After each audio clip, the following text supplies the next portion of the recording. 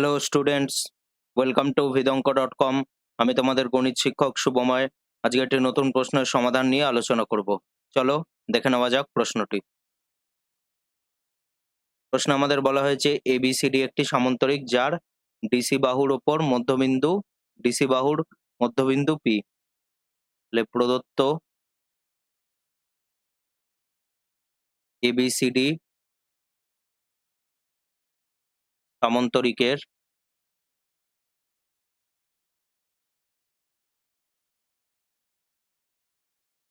DC বাহুর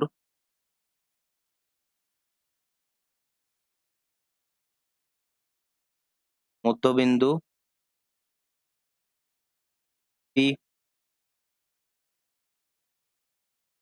আর কি বলা হয়েছে? এপি বাহুর ওপর কিউ বিন্দু এমনভাবে নেওয়া হয় যাতে A Q vector equal to 2/3 of AP হয়। তাহলে আমরা এখানে আগে সামান্তরিকটি অঙ্কন করে নেব।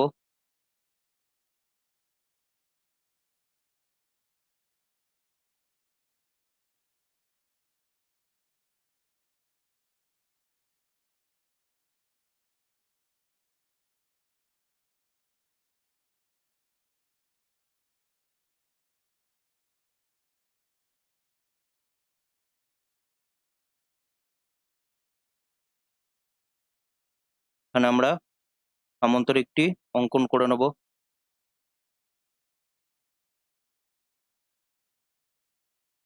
এ বি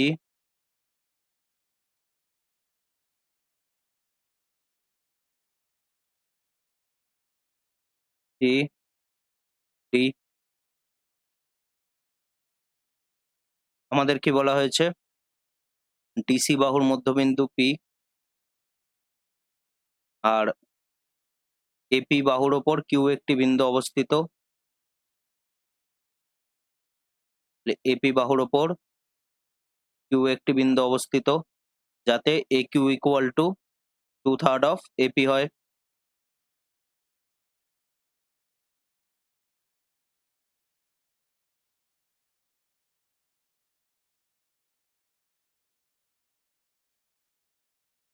যাতে A Q equal to 2/3 of AP হয়।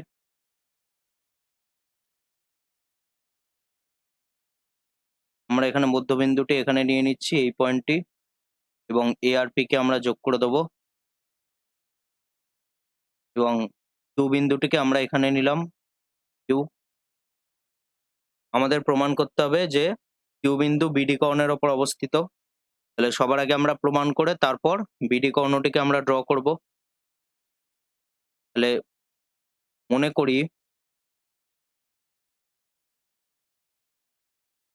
করি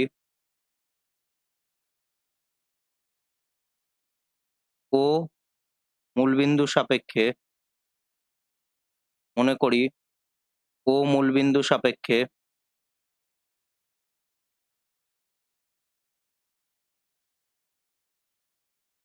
সাপেক্ষে A B C D P Q বিন্দু পিটি আমরা এখানে লিখবো না, যেহেতু পি আমরা এখানে পি আমাদের বলা আছে ডিসি এর মধ্যবিন্দু। কিউ বিন্দু সমূহের, এখানে আমরা এই চারটি বিন্দুকেই লিখতে পারি বিন্দু সমূহের অবস্থান ভেক্টর, কারণ কিউ কে আমরা ফাইন্ড আউট করব। অবস্থান vector O A, O B, O C আর ও ডি। আচ্ছা, ও ইকুয়াল টু আমরা কি লিখবো? A vector. O B equal to আমরা কি লিখবো? B vector. O C equal to আমরা কি লিখবো? C vector. আর ও ডি ইকুয়াল টু আমরা কি লিখবো? D vector, D vector. তাহলে এখান দিয়ে আমরা কি বলতে পারি? যেহেতু পি হলো ডিসি এর মধ্যবিন্দু, আচ্ছা তার আগে আমরা লিখে নেব ও বিন্দু সাপেক্ষে, ও বিন্দু সাপেক্ষে যেহেতু পি আর কিউ এর মান এই চারটি বিন্দুর মানের ওপর, অবস্থান ভেক্টরের মানের ওপর নির্ভরশীল, এই জন্য আমরা পি আর কিউ কে আলাদা করে লিখছি। ও বিন্দু সাপেক্ষে পি ও কিউ বিন্দুদ্বয়ের অবস্থান ভেক্টর, অবস্থান ভেক্টর যথাক্রমে ওপি, ওপি ভেক্টর আর ও কিউ ভেক্টর।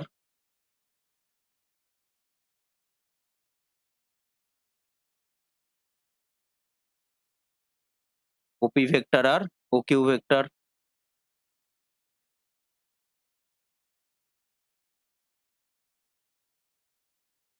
ওপি ভেক্টর আর ও কিউ ভেক্টর প্রদত্ত ই হলো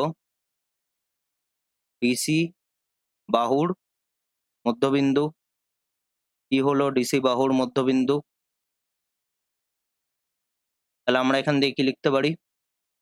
ওপি vector equal to C vector plus D vector by 2, C vector plus D vector by 2। এবার আমরা এখানে কি করতে পারি? আমরা জানি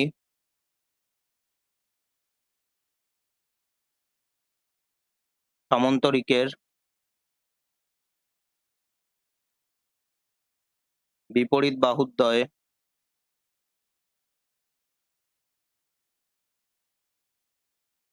পরস্পর পরস্পর সমান ও সমান্তরাল হয়, পরস্পর সমান ও সমান্তরাল হয়। তাহলে আমরা এখানে কি লিখতে পারি?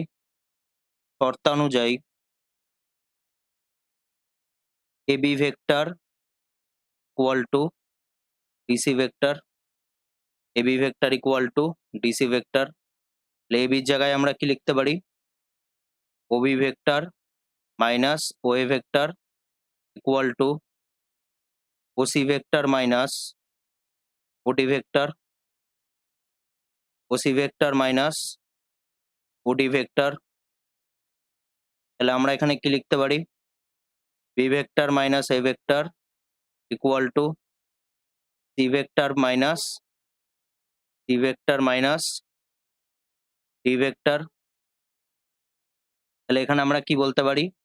B vector plus D vector, আমরা যদি এ কে রাইট হ্যান্ড সাইডে আর ডি কে লেফট হ্যান্ড সাইডে নিয়ে আসি, equal to A vector plus C vector, A vector plus C vector. এবার আমাদের কি বলা আছে? প্রদত্ত A Q vector equal to 2/3 of AP vector. তাহলে প্রদত্ত A Q vector equal to 2/3 of AP vector. তাহলে আমরা এখান দিয়ে কি বলতে পারি? D A Q vector equal to 2 AP vector. তাহলে 3 into O Q vector minus O A vector equal to 2 into OP vector minus O A vector. তাহলে আমরা এখানে কি লিখতে পারি? 3 into O Q vector minus A vector equal to 2 into C vector plus D vector by 2 minus A vector. তাহলে এখান দিয়ে আমরা কি পাচ্ছি? D D O Q vector minus D A vector equal to C vector plus D vector minus 2a vector, তাহলে 3o Q vector equal to e vector plus d vector plus a vector minus 2a vector. তাহলে আমরা এটিকে কিভাবে লিখতে পারি, যে d o Q vector equal to o Q vector equal to d vector plus a vector plus c vector. এইভাবে আমরা এখানে লিখতে পারি। তাহলে এখান দিয়ে আমরা কি পাচ্ছি, O Q vector equal to D vector plus B vector plus D vector divided by D. এখানে আমরা কি লিখতে পারি, যেহেতু A vector plus C vector equal to B vector plus D vector,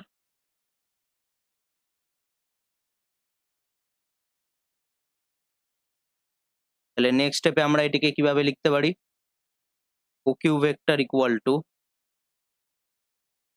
B vector plus two D vector divided by D কে আমরা কি লিখতে পারি, 2+1।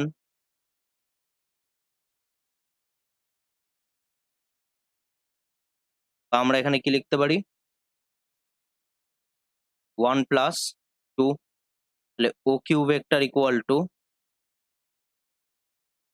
ও B vector plus 2 into O D vector divided by 1+2। এখান দিয়ে আমরা কি বলতে পারি, অতএব অতএব ও কিউ, আমরা এখানে বলতে পারি অতএব কিউ বিন্দু বিডি রেখাংশকে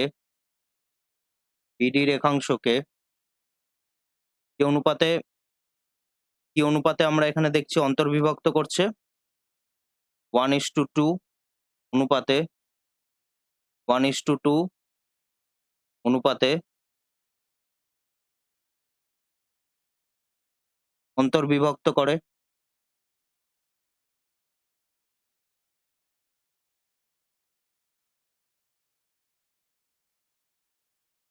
তাহলে আমরা এখান দিয়ে কি বলতে পারি,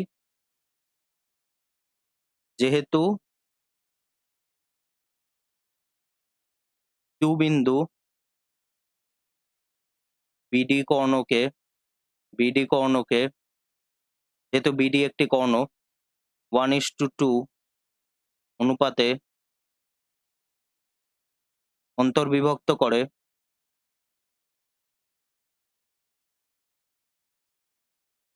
সুতরাং কিউ বিন্দু বিডি কর্ণের ওপর অবস্থিত, কিউ বিন্দু বিডি কর্ণের ওপর অবস্থিত। এটি আমাদের ফার্স্ট প্রমাণ দিয়েছে,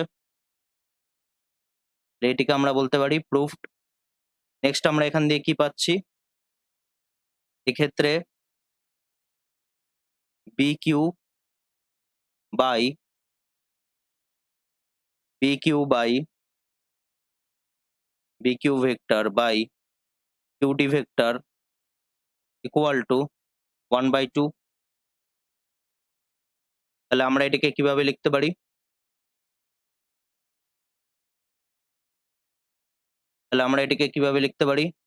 Q D vector by B Q vector equal two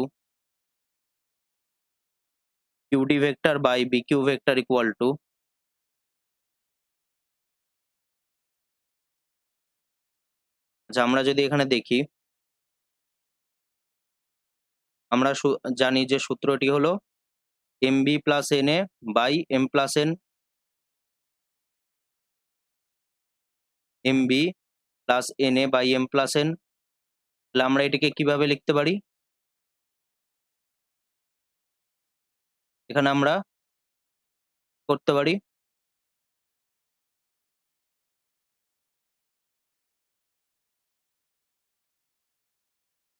2+1।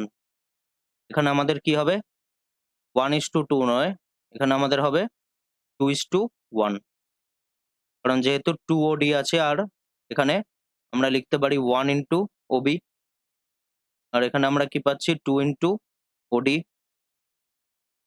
তাহলে আমরা এখানে কি বলতে পারি 2:1, 1:2 নয়, 2:1।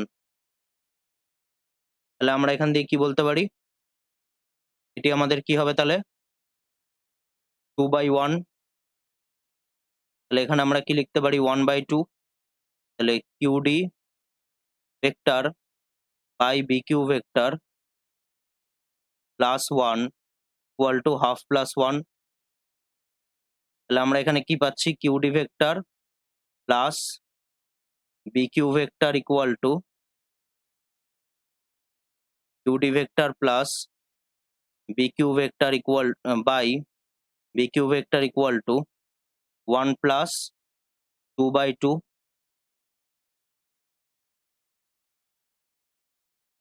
তাহলে আমরা এখান দিয়ে কি বলতে পারি, কিউডি প্লাস বিকিউ কি হয়ে যাবে, BD vector divided by BQ equal to 3/2। এখানে আমরা কি লিখবো, যেহেতু কিউ বিডি এর ওপর অবস্থিত, কিউ বিডি বাহুর ওপর অবস্থিত,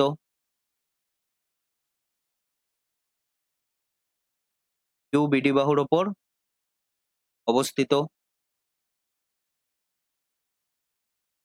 তাহলে এখান দিয়ে আমরা কি বলতে পারি, 2/3 of BD vector equal two bq vector. তাহলে আমরা এখান দিয়ে ফাইনালি কি পাচ্ছি, সুতরাং bq vector equal to 2/3 of BD vector. তাহলে আমরা এখানে ছবিতে বিডি কর্ণটিকে এবার ড্র করতে পারি, যেহেতু আমরা পেয়ে গেলাম কিউ বিডি এর ওপর অবস্থিত।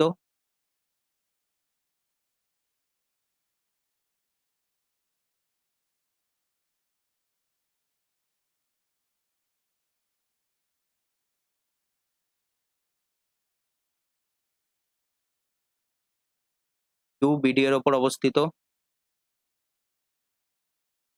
তাহলে আমাদের এটি সেকেন্ড প্রমাণ দেওয়া হয়েছিল। তাহলে আমরা এখান দিয়ে প্রমাণ করে ফেলতে পারলাম দুটি। তো এটি হলো আমাদের অ্যান্সার। Thank you.